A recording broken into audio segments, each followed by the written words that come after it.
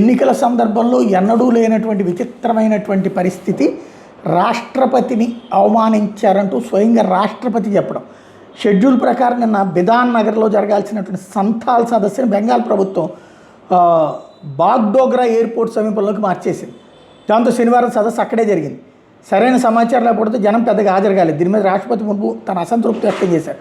తనకు స్వాగతం పలకడానికి ముఖ్యమంత్రి కానీ మంత్రులు కానీ రాలేదని గుర్తు చేశారు. బిధాన్ నగర్ సదస్సు జరుగుంటే గొప్పగా విజయవంతం అయ్యేదన్నారు. సదస్సు వేదికను ఎందుకు మార్చారో తనకు తెలియదని స్పష్టం చేశారు. గిరిజనుల సంక్షేమాన్ని బెంగాల్ ప్రభుత్వం కోరుకోవడం లేదని తప్పుపట్టారు. తాను బెంగాల్ బిడ్డనని, మమతా బెనర్జీ తన చిన్న చెల్లెలని వివరించారు. కానీ తను బిధాన్ నగర్కి ఎందుకు అనుమతించలేదో తెలియదన్నారు. మమతా బెనర్జీకి తన మీద కోపం ఉండొచ్చని, అందుకే ఇదంతా జరిగినట్టు భావిస్తున్నానని చెప్పుకొచ్చారు. బెంగాల్ ప్రభుత్వం అన్ని హద్దులు అతిక్రమించిందని మరోవైపు నరేంద్ర మోడీ ఆగ్రహం వ్యక్తం చేశారు.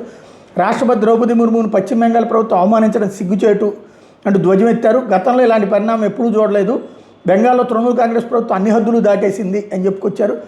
బెంగాల్లో రాష్ట్రపతి పాల్గొన్న సంతాల్ సదస్సు వేదికను రాష్ట్ర ప్రభుత్వం హఠాత్తుగా మార్చేయడం, ఈ విషయాన్ని ద్రౌపది ముర్ము తప్పుపట్టినటువంటి అంశంలో వాస్తవంగా రాష్ట్రపతి ప్రోగ్రామ్ని ఎవరూ మార్చడానికి వీల్లేదు. మరి రాష్ట్రపతికే తెలియకుండా మార్చి పడేశారు వాళ్ళ భవన్కి అంటే మమతా బెనర్జీ గ్రేట్ అనాలా, లేకపోతే ఇంత అహంకారపూరిత ధోరణి అనాలా అనేది ఎవరిష్టం వాళ్ళది.